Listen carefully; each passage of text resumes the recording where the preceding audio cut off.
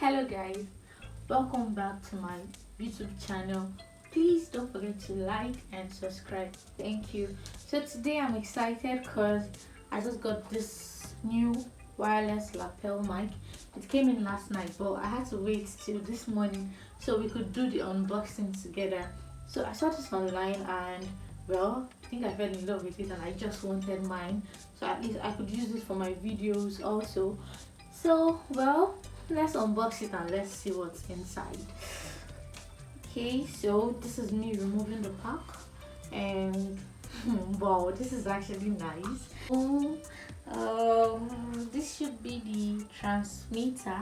I think this one I have to like clip to my clothes. Okay, I think I should take this off. I don't know.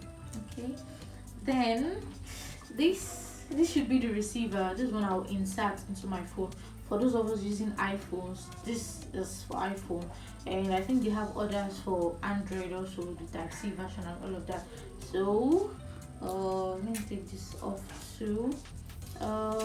Then there's a charging space here, so this should be the charger.